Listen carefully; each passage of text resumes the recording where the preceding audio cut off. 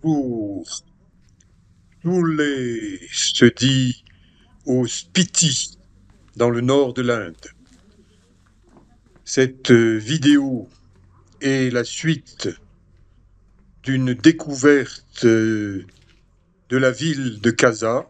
Je fais tourner une grande roue de prière, puis je prends du recul afin de vous la montrer.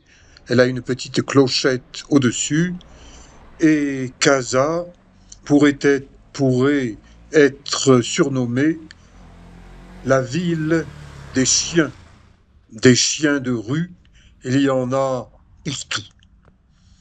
Cet épisode est le 6e de ma nouvelle playlist Voyager en Inde avec Éric Long. Le plus haut complexe sportif municipal de la ville de Casa, aux alentours de 3500-3600 mètres d'altitude. Casa, préfecture du Spiti, et vous voyez des tonnes de fourrage sur un garage de rue. Et oui, Casa se modernise, il y a des voitures, les voitures ça tombe en panne, les motos ça tombe en panne, eh bien ça fait du travail pour ceux qui savent réparer. Un hôtel, un hôtel avec des chiens. Je filme la carte destinée aux touristes. Actuellement, les touristes, ce sont surtout des Indiens des grandes villes, et vous avez intérêt à ne pas avoir peur des chiens. Là, vous voyez ce chien qui a l'air gentil, qui inspecte et qui vient me dire un petit coucou, qui me léchouille un peu, qui me mordille un peu. Son maître lui donne une claque.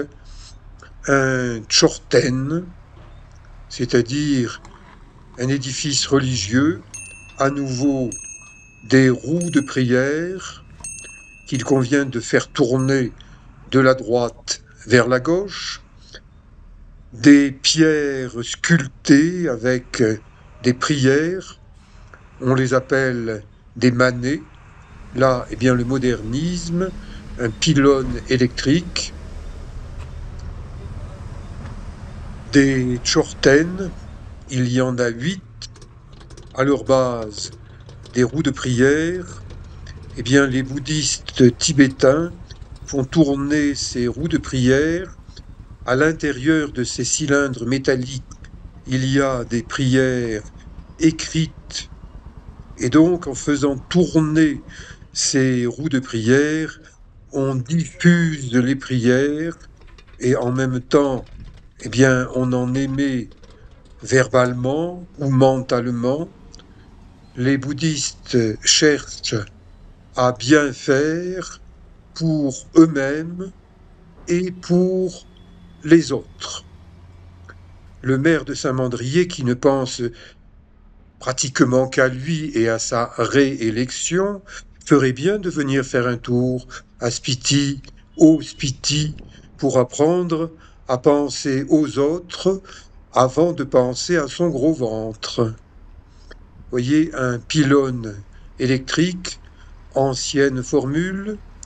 Spiti, c'est une région un peu isolée que le gouvernement tente de désenclaver en améliorant le réseau routier. Bouddha, les yeux de Bouddha. Bouddha voit tout, il voit ce que vous faites, il ne vous juge pas, mais quelque part, il prend note de ce que vous faites. Et si vous vous êtes bien conduit, si vous vous conduisez bien, eh bien, vous aurez une vie meilleure dans cette vie-là et dans la vie suivante, puisque les bouddhistes tibétains croient en la réincarnation. Le Dalai Lama actuel, sa sainteté, le Dalai Lama, eh bien, c'est la 14e fois qu'il se réincarne. il y a quelques années pour couper l'herbe sous le pied des Chinois, ceux du PCT, le parti des cons chinois. Ce sont eux qui dirigent la Chine, les cons chinois. Eh bien, il a annoncé qu'il ne se réincarnerait plus, car les Chinois ont annoncé que ce sont eux qui désigneraient le prochain Dalai Lama. Et j'ai entendu Sa Sainteté, le Dalai Lama, parler des Chinois en disant mes voisins, les Chinois, les plus grands menteurs au monde. À commencer par Mao Tse-tung, c'est lui qui a décidé d'envahir le Tibet, un pays libre, et depuis cette invasion, le parti des cons chinois continue à écraser les Tibétains. Eh bien, ceux qui n'ont pas voulu rester sous le joug de l'administration chinoise, du parti des cons chinois, eh bien, ils se sont exilés. Et une partie d'entre eux vit en Inde, surtout dans la région d'Aramsala. Les habitants de la région du Spiti, de la vallée du Spiti, eux sont venus il y a environ 1 millier d'années. J'ignore pourquoi. Ils ont traversé à pied la chaîne himalayenne et ils se sont installés dans cette vallée du Spiti où l'orge pousse bien. Et donc, quand on peut manger à sa faim, eh bien on s'installe. Et maintenant, au Spiti, on mange des pommes. Il y a simplement une 50aine d'années que les pommes ont été introduites dans le nord de l'Inde. Quand je vous disais qu'on pourrait appeler Casa la ville des chiens, vous voyez que je ne rêve pas. Il y a des chiens mâles, des chiens femelles et des tas de petits chiots dans les rues qui font l'apprentissage de leur vie animale. Eh bien, la vie animale, pour les bouddhistes tibétains, c'est une vie qui est au-dessous de la vie humaine. Et ils pensent que ces chiens ont pu être des humains dans une vie antérieure et qu'ils ne se sont pas si bien conduits que ça. Donc, eh bien, lorsqu'ils sont morts, ils se sont réincarnés en chiens. C'est peut-être pour ça qu'on dit une vie de chien, parce qu'on a perdu sa vie humaine et que, eh ben voilà, maintenant, on vit comme un chien. Il ne fait pas très beau en ce 2 octobre 2025. Milarepa, cette guest house, cette maison d'hôte, est, je crois, la plus ancienne maison d'hôte de Casa. J'y ai passé quelques jours, il y a une dizaine d'années, une douzaine d'années. Aujourd'hui, c'est mon 6e voyage au Spiti. Et c'est une maison d'hôte au calme, avec un jardin, un potager. C'est très bien.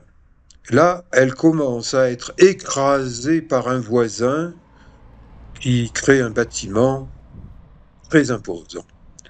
Borne kilométrique, Casa 0.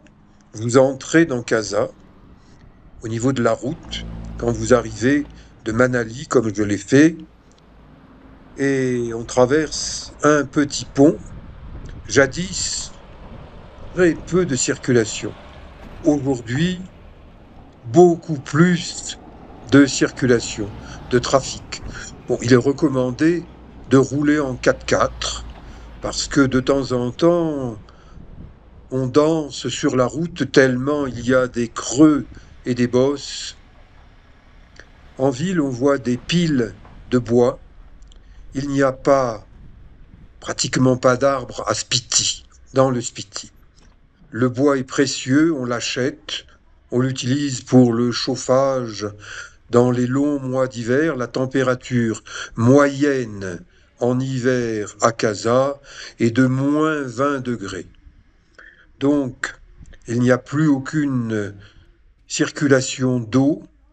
Il faut forer des puits, aller chercher l'eau au puits. Il n'y a plus d'eau courante.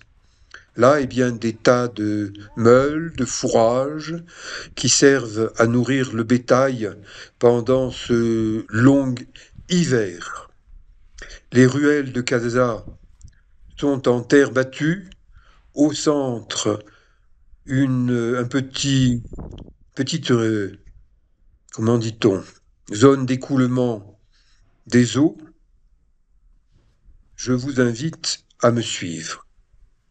Du linge sèche, et je me présente, Éric Long, kiné globe breaker, puisque je suis un kinésithérapeute français, globe trekker parce que je parcours le monde. Docteur Shivling. Ce nom m'a été donné en 1987 par le plus haut sage hindou vivant dans un ashram au-dessus des sources du Gange, à l'altitude de 4350 mètres. Je l'ai soigné, j'ai soigné bénévolement par des massages de pieds des pèlerins qui étaient en mauvais état, et Shimla Baba m'a donné le titre de docteur Shivling. Eh bien, durant ce nouveau voyage, on m'appelle docteur Shivling. Et quand on me demande mon âge, je réponds que j'ai 113 ans. Et comment 113 ans?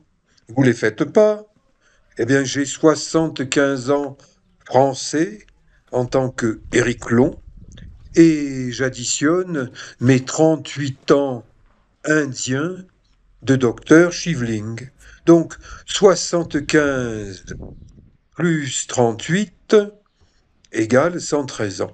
Ça fait sourire les gens. Eh bien, je suis content de faire sourire des gens au Spiti. Mon nom commence à se propager. Shivling Docteur, 113 ans.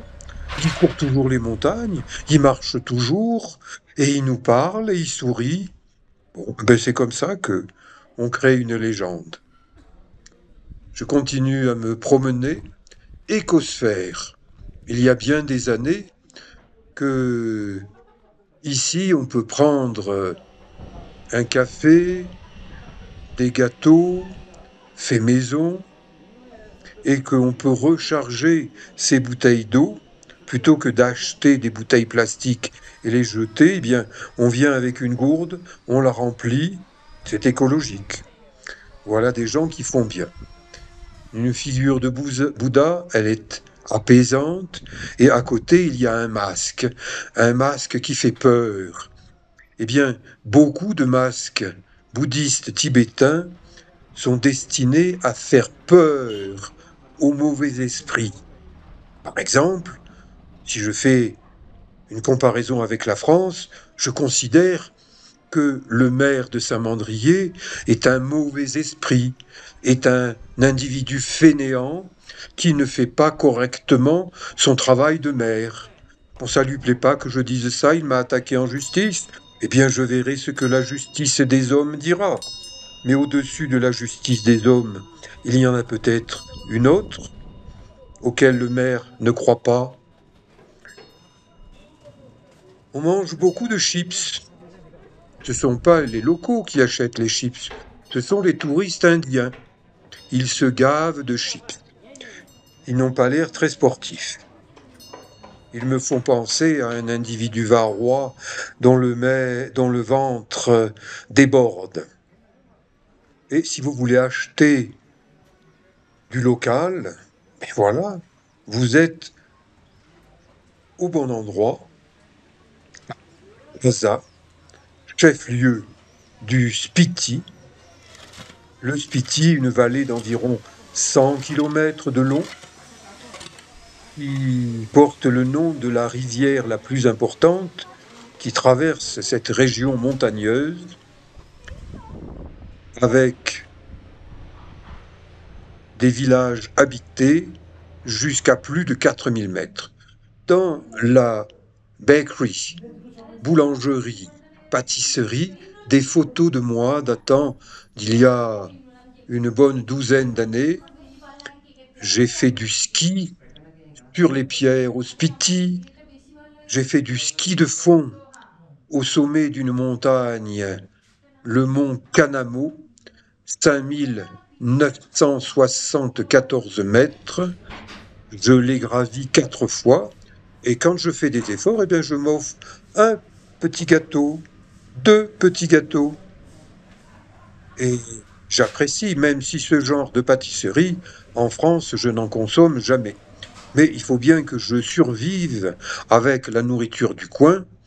Eh bien, dans une pâtisserie, il y a des bonnes choses sucrées. Et pour manger du plus solide, à 20 mètres de là, juste en sortant, vous voyez, il y a le chien de l'hôtel Himalayan Homes avec le Himalayan Café. J'ai pris pension dans cet établissement. Bon, la nuit, il y a des concerts de chiens, j'apprécie pas trop, mais c'est du local. Je m'adapte. Je vais passer tout ce mois d'octobre à Casa et ailleurs dans le Spiti. Abonnez-vous à ma chaîne Éric Long YouTube, ça vous permettra de comprendre cette vie himalayenne. Je vous dis à bientôt. See you soon in Spiti. Julie.